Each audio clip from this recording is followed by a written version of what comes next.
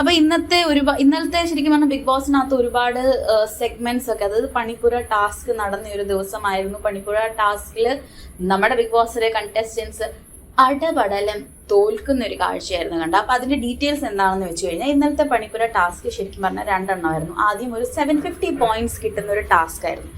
അതിൽ ആദില നൂറയാണ് ആ ഒരു ടാസ്ക് പെർഫോം ചെയ്യാനായിട്ട് ബിഗ് ബോസ് ഹൗസിലെ കണ്ടസ്റ്റൻസ് തെരഞ്ഞെടുത്തത്.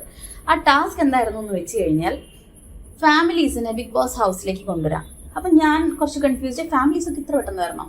സാധാരണ നമ്മൾ ഇത്രയും നാൾ കണ്ടുവരുന്ന ബിഗ് ബോസിനകത്ത് ഫാമിലീസ് ഒക്കെ കുറച്ചുകൂടെ കഴിഞ്ഞിട്ടാണ് അവരുടെ ഒരു എൻട്രി ഉണ്ടാവുന്നത്. പക്ഷെ ഇന്നലത്തെ ആ ഒരു ബിഗ് ബോസിന്റെ എപ്പിസോഡിൽ ഇങ്ങനെ ഒരു ടാസ്ക് വന്നപ്പോൾ I was A bit confused. അപ്പം ആദില നൂറ തീരുമാനിച്ചു, ഓക്കെ ആരുടെ ഫാമിലി വരണം? അപ്പാനി ശരത്തിന്റെ ഫാമിലി വരട്ടെ.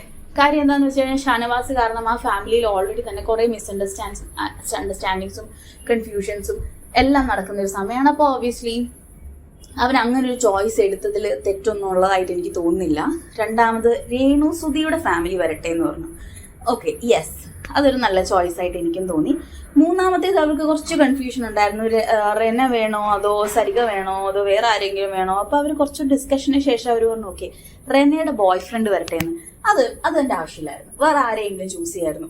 അപ്പം ടാസ്ക് അങ്ങനെ പുരോഗമിച്ച് മുന്നോട്ട് പോകുന്ന സമയത്ത് വേറൊരു ക്യൂ കാർഡ് എടുത്ത സമയത്ത് അവർ കണ്ടതെന്ന് വെച്ച് കഴിഞ്ഞാൽ, ഈ 750 പോയിന്റ്സ് ഇവർക്ക് കിട്ടണമെങ്കിൽ ഫാമിലീസ് വരാൻ പാടില്ല.